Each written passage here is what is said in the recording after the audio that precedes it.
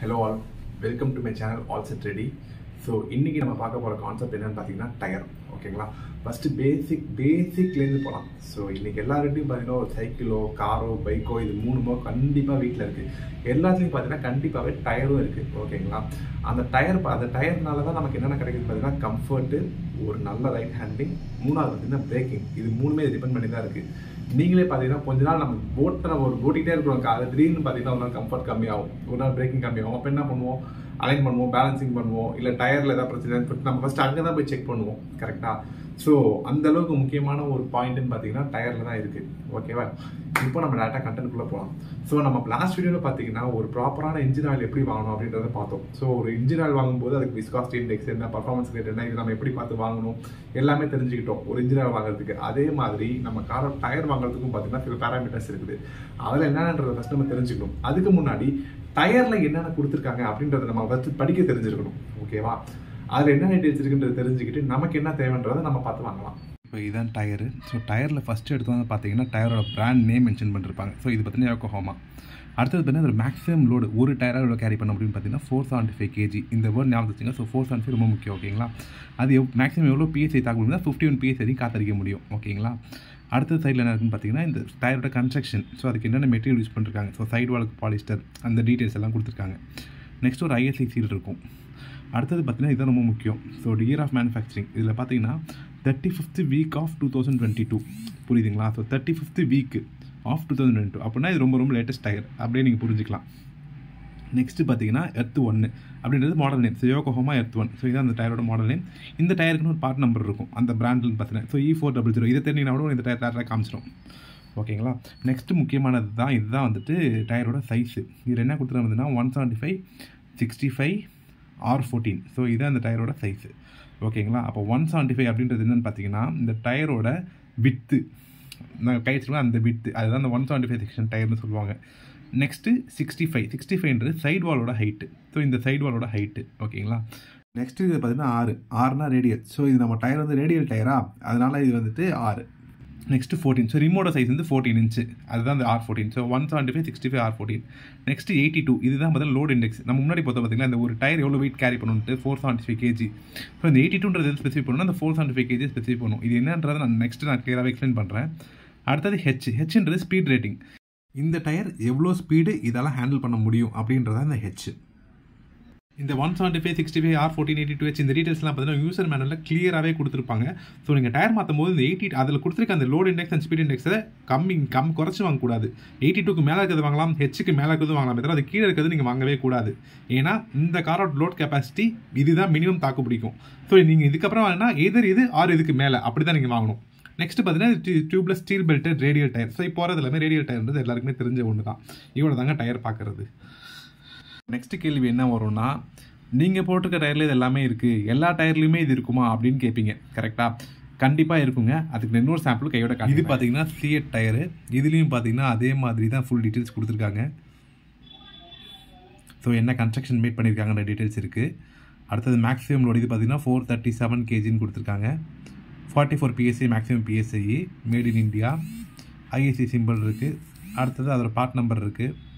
அடுத்தது மிலாசே. ஸோ இந்த model name. So CEAT மிலாசேன்றது ஒரு மாடல் நேமு. அடுத்தது ப்ரொஃபைல் பார்த்தீங்கன்னா 155, 80, R13. ஸோ இது என்னன்றது உங்களுக்கே புரிஞ்சிருக்கும். ஸோ 155, 80ன்றது இந்த சைட் வால், ஆர்னா ரிம்மு, 13ன்றது ரிம்மோட சைஸு. இதோடது பார்த்தீங்கன்னா 79 லோட் இண்டெக்ஸு, ஸ்பீட் இண்டெக்ஸ் வந்து டீன் இருக்குது. ஓகேங்களா? So tubeless tyre, steel belted radial, அதே வேர்டு தான் இதுலேயும் மென்ஷன் பண்ணியிருக்கு.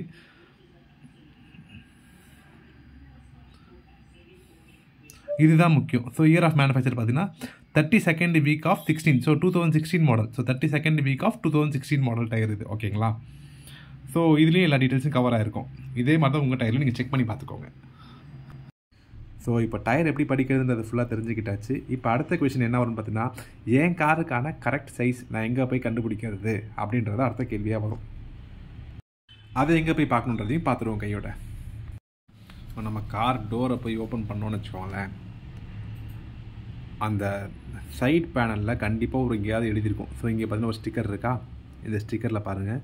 ஸோ 175, 65, R14, 190, 50, R15, 185, 60, R15 இது மூணுமே இந்த கார் சப்போர்ட் பண்ணும். ஸோ 1 to 3 பேசஞ்சர் பார்த்து 30 PSI, 4 to 5 35 psi, 1 to 3 30 psi, 4 to 5 35 psi அப்படின்னு கொடுத்துருக்காங்க. ஸோ அதை பார்த்தீங்கன்னா பாரு பிஎஸ்ஐ கே. ஸோ நம்ம சென்டரில் இருக்க பிஎஸ்ஐ தான் பார்க்குறோம். இதான் நம்ம காற்று எவ்வளோ அடிக்கணுன்ற ப்ரெஷர். ஸோ 30 35 அது இவ்வளோ தான் விஷயம் இதில் இருக்கும். ஸோ இப்போ ஒரு டயரில் என்னென்ன இருக்குன்றது நம்ம எல்லாருக்கும் இப்போ பார்க்க தெரிஞ்சிருக்கோம். ஸோ அதில் நம்ம ஒரு முக்கியமான சில பாயிண்ட்ஸ் மட்டும் பார்ப்போம்.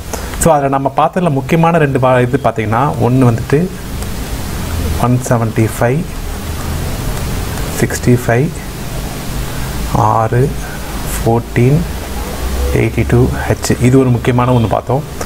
அப்புறம் வந்துட்டு 3522 அப்படிங்கிற வேர்டு ஒன்று முக்கியமாக பார்த்தோம். ஓகேங்களா? ஸோ இது 1 by 1 போகலாம். ஃபஸ்ட்டு இதை முடிச்சு, ஸோ ஃபஸ்ட்டு இதுக்கே போயிடுவோம். ஸோ இப்போ 175 அப்படின்றத ஸ்பெசிஃபை பண்ணணும்னாக்கா நம்ம சொன்ன மாதிரி டயரோட வித்து, ஸோ இந்த ஏ இருக்குது பார்த்தீங்களா, இந்த கார்னர் வரைக்கும். ஸோ இதுதான் வந்துட்டு 175. ஸோ உங்களுக்கு ஒரு டெப்த்தாக சொல்கிறதுக்காக தான் அதை நான் போடுறேன். நெக்ஸ்ட்டு பி வந்துட்டு பார்த்தீங்கன்னா 65. ஸோ இந்த லென்த்து, இந்த ஹைட்டு, அதை ஹைட்டுன்னு கூட சொல்லலாம். ஓகேங்களா? ஸோ டயரோட ஹைட்டை பார்த்தீங்கன்னா இந்த பி சொல்லும். அதே மாதிரி சின்றது பார்த்தீங்கன்னாக்கா, இந்த 14ன்றது என்னென்னு பார்த்தீங்கன்னாக்கா டயரோட இன்னர் டயமீட்டர்னு சொல்லலாம், ஆர் ரிம்மோட சைஸ்னு சொல்லலாம். ஏன்னா ரிம் என்ன சைஸ் இருக்கோ அந்த சைஸை நம்ம டயர் போட போகிறோம். ஸோ அது ரெண்டுத்துமே இந்த 14ன்றது மேட்ச் ஆகும். ஆஸ் யூஷுவலாக சொன்ன மாதிரி ஆறுன்றது நம்ம டயர் ரேடியல், ஸோ ரேடியல்னு இருக்கும், ஆறுன்றது இருக்கும். ஓகேங்களா? நெக்ஸ்ட் நம்ம சொன்னது இந்த 82. ஸோ அது கூட பார்த்தீங்கன்னா நம்ம 475 kgன்னு ஒன்று பார்த்தோம். நம்ம சொல்லும் போது சொன்னோம். ஸோ இந்த 82ன்றது இந்த 475 ஸ்பெசிஃபை பண்ணிட்டு அது என்னன்றதை பார்ப்போம். இந்த ஹெச்ன்றது நம்ம சொன்ன மாதிரி ஸ்பீட் ரேட்டிங். ஸோ இது ஸ்பீடு, இது லோடு, இது வந்து டயமீட்டர்னு என்னதுன்னா வெதர் டயரோட டயமீட்டர் ஆர் ரிமோட் எது வேணாலும் சொல்லிக்கலாம். இந்த 175ன்றது வித்து, இது வந்து வித்து, இது வந்துட்டு ஹைட்டு. ஸோ இப்போ எல்லோரும் கிளியராகவே என்னன்றது புரிஞ்சிருக்கும். ஸோ இந்த 175 65 6 14 எல்லோரும் கிளியராகவே புரிஞ்சிருக்கும்னு நினைக்கிறேன். ஸோ இந்த 82Hன்றது நம்ம நெக்ஸ்ட் இதில் டீப்பாக பார்க்கலாம். ஸோ இப்போ நம்ம டயர் சைஸ் நார்மலாக பார்த்தீங்கன்னா இப்போ சில வண்டிஸ்லாம் வந்துட்டு 205 205 60 R16 ஸோ இப்படி இல்லாமல் கொடுக்குறாங்க. ஸோ இது உங்களுக்கே இப்போ டீப் கோட் பண்ண தெரியும். ஸோ இப்போ 205ன்றது இந்த வித்தஸ் பாயிண்ட் பண்ணோம், 60ன்றது ஹைட்டை பாயிண்ட் பண்ணோம், அதே மாதிரி 16ன்றது டயமீட்டரை பாயிண்ட் பண்ணோம், ஆறுன்றது ரேடியல். இவ்வளோ தான் விஷயம். ஓகேங்களா? நெக்ஸ்ட் நம்ம பார்த்த விஷயம் பார்த்தீங்கன்னா 3522. இந்த 3522ல் இது ரெண்டாக நம்ம பிரிச்சுக்கலாம். இந்த 22ன்றதை வந்துட்டு இயர்னு நம்ம சொன்னோம். ஸோ 2022. ஓகேங்களா? ஸோ இன்னொரு காலம் நம்ம பார்க்கும்போது 16 இருந்துச்சு. ஸோ 3216 இருந்துச்சு. ஸோ 16ன்றது 2016. இது வந்து 35ன்றது 35th வீக்கு. அப்போது அது என்னன்றதை நம்ம கையோட பார்த்துடலாம். 35th week of 2022 நம்ம கூகுள் அடித்தோம்னாக்கா எதை காட்டுதுன்னு பார்த்தீங்கன்னா 29. ஸோ செப்டம்பர் மாதம் உள்ள டயர் இது. ஓகேங்களா? ஸோ இப்படி தான் பார்க்கணும். ஸோ 35th வீக்குன்றது செப்டம்பர் அப்போ மேனுஃபேக்சர் பண்ண டயர். இவ்வளோ தான் இதில் மொத்தம் இருக்க விஷயம். ஓகே. ஸோ 175 65 6 14 இது ஓகே. இப்போ 82னாக்கா எப்படி 475ன்னு சொல்கிறீங்க? டயரில் 475 இருந்துச்சு. ஓகே, நம்ம எப்படி 475 சொல்கிறோம் அப்படின்னு பார்த்தீங்கன்னாக்கா இதுக்கு ஒரு சார்ட் இருக்குது. ஸோ இதுதான் அது. ஃபஸ்ட்டு பார்த்தீங்கன்னா லோட் இண்டெக்ஸு, அதான் நம்ம பார்த்தா அந்த 82ன்றது. ஓகேங்களா? ஸோ இப்போ நம்ம வண்டி இது பார்த்தீங்கன்னா 82 எங்கே இருக்குன்னு பாருங்கள். இதோ இருக்குது 82க்கு. ஸோ இது டயர் லோடு, அதுக்கு எவ்வளோ ஒரு டயரால் வெயிட் தாங்க முடியும் அப்படின்னு பார்த்தீங்கன்னாக்கா 475. ஸோ நம்ம காரில் மென்ஷன் ஆகிருந்த இந்த வேல்யூ மேட்ச் ஆகுது. ஓகேங்களா? ஸோ இது வந்துட்டு நம்ம எப்படி எடுத்துக்கிறதுன்னு பார்த்தீங்கன்னா சிம்பிளாக சொல்லணும்னாக்கா ஒரு டயர் வந்துட்டு 475 kgனாக்கா அது அப்படியே நம்ம 4 டயருக்கு போடும்போது எவ்வளோ அதுன்னு கால்குலேட் பண்ணி பாருங்கள். 475 × 4 போட்டோன்னா 1900 வருதா? இங்கே எழுதிப்போம் அப்படியே. ஸோ ஈக்குவல் டு 1900 வருது. ஸோ இதில் வந்துட்டு காரோட வெயிட்டு பார்த்தீங்கன்னாக்கா ஒரு 1050 கிலோ வச்சுக்கோங்க. அதான் நம்ம காரோட வெயிட்டு. நம்ம அஸ்பயர் வச்சே பார்ப்போம். ஓகேங்களா? பேசஞ்சரு ஸோ ஒரு 4 பேர் ஹெவியாகவே இருக்கணும் வச்சுங்க. ஸோ ஒருத்தர் ஒரு 100 கிலோனா 4 பேருக்கு ஒரு 400 கிலோ. அடுத்தது லக்கேஜ் மேக்ஸிமம் ஒரு 100 கிலோ சேர்த்திங்கனாக்கா 1550 வருதுங்களா? ஸோ ரிமைனிங் பஃபர்னு வச்சுப்போம். அப்படி பார்த்தா ஸோ இந்த காரோட மொத்த கேரிங் கெப்பாசிட்டி 1550. இந்த 1550க்கு நம்ம போடுற இந்த வெயிட் ரொம்ப முக்கியம். ஓகேங்களா. அதனால தான் நான் ஃபஸ்ட்டே சொன்னேன், அந்த 82க்கு குறைஞ்சி நம்ம போயிடக்கூடாது. 82 குறைஞ்சினா 462 போயிடும், அது செட் ஆகாது. பட் இதை தாண்டி போகலாம், 487 500 அது நீங்கள் எப்படி போகிறீங்களோ நீங்கள் போகலாமே தவிர மேலே மட்டும் போகவே கூடாது. இது ரொம்ப முக்கியம். ஓகேங்களா. ஸோ இதான் இந்த லோட் இண்டெக்ஸ்ன்றது. ஸோ இந்த லோட் இண்டெக்ஸ்ன்றது நம்ம முன்னாடி பார்த்த மாதிரி இந்த 82ன்னு போட்டிருக்கா, அதுதான் லோட் இண்டெக்ஸ். அந்த லோட் இண்டெக்ஸோட வேல்யூ என்னன்றது நீங்கள் கிளியராக இப்போ புரிஞ்சிருக்கும்னு நினைக்கிறேன். நெக்ஸ்ட் நம்ம பார்த்தது பார்த்தீங்கன்னாக்கா ஹெச். ஸோ இந்த ஹெச்ன்றது என்னன்னு பார்த்தீங்கன்னா ஸ்பீட் ரேட்டிங்கு. ஸோ இந்த ஸ்பீட் இண்டெக்ஸ் பார்த்தீங்கன்னா நம்மளோட ரேட்டிங் வந்து ஹெச்ன்றது 210 km போட்டிருக்கு. இது என்னன்னு பார்த்தீங்கன்னா நம்ம கார் ஓடும்போது டயர் வந்து பார்த்தீங்கன்னா மேக்ஸிமம் ஹீட் ஆகும். ஓகேங்களா. ஸோ 210 km வரைக்கும் போகிற போது டயர் எந்த அளவுக்கு ஹீட் ஆகுமோ அந்த அளவுக்கு இந்த டயரால் தாங்க முடியும். இதுதான் இதோட மீனிங். ஓகேங்களா. ஸோ நம்ம பார்த்தீங்கன்னா மேக்ஸிமம் ஒரு 120 140 தான் போகும் நம்ம மேக்ஸிமம் போனாலும். ஸோ அதுக்கு இந்த டயர் அளவாக போதும். பட் ஸ்டில் ஒரு லாங் ரன்னிங் கண்டிஷனில் இது நல்லா வித்ஸ்டாண்ட் பண்ணும் அப்படின்றதுக்கான ஒரு ப்ரூஃப் தான் இந்த ஹெச். இதுலேயும் நம்ம சொன்னது தான். ஸோ இதுலேயும் நம்ம குறைஞ்சி போகிறது வைசபிள் கிடையாது, மேலே போகிறது தான் நல்லது. ஓகேங்களா. ஸோ இப்போ நான் கம்மி டயர் போட்டு ஸ்பீடாக நான் போயிருக்கேனே அப்படின்னு நீங்கள் சொல்லலாம். ஸோ என்ன சொல்கிறது, சில பேர் சொல்லுவாங்க நான் அதுக்கு பேசிக் டயர் தான் போட்டிருந்தோம், அதில் வந்துட்டு நாங்கள் 120 140 தான் போயிருக்கோம்னு சொல்லுவீங்க. ஆக்சுவலாக டயர் போகாதுன்னு சொல்ல முடியாது.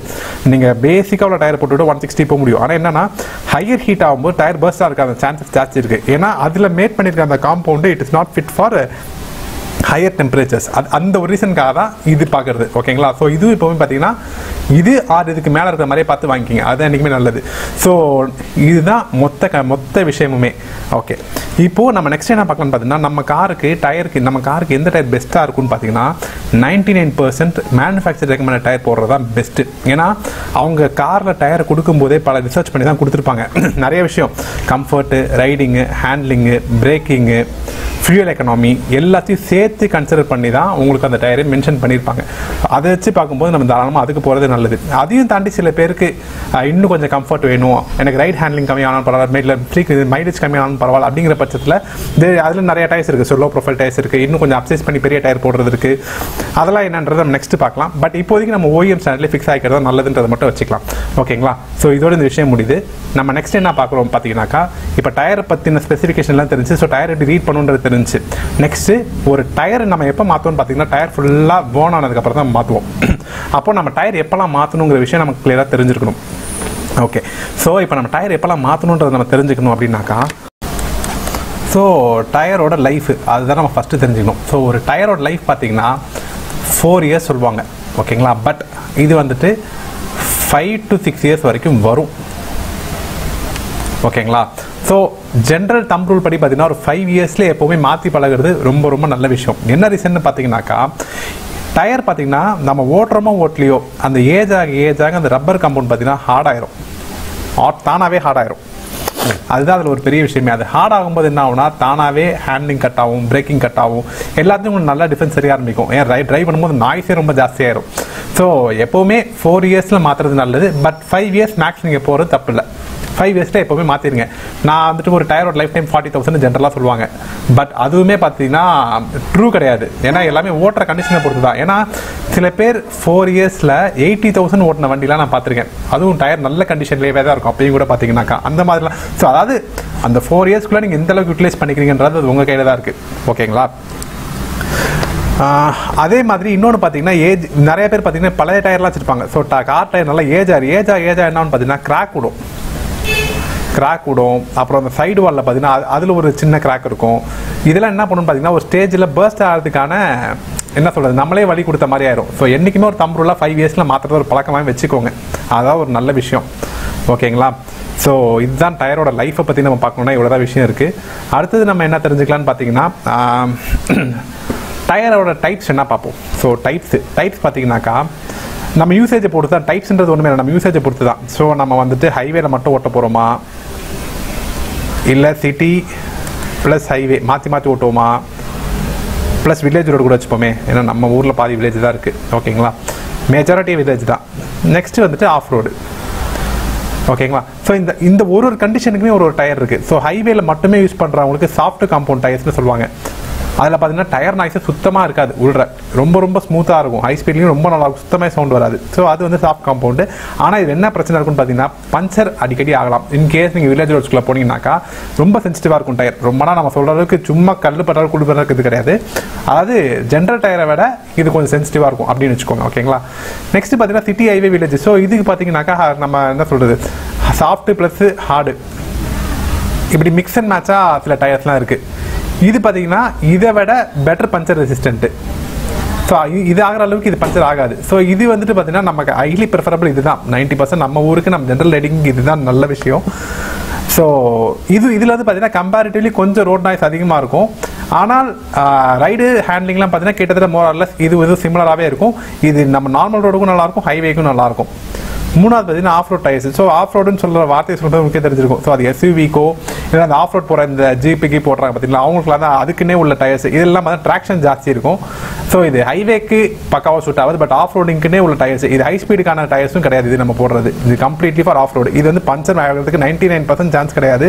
ஆனால் ஆகவே ஆகாது சொல்ல முடியாது, அதுவும் ஆகும். பட் மேக்ஸிமம் கண்டிஷன் வரைக்கும் இதால் விஸ்டாண்ட் பண்ண முடியும். ஏன்னா அது மேக் பண்ணது அதுக்காக தான். கல் முள்ளி எதிராக எடுத்து ஓட்டலாம். ஓகேங்களா.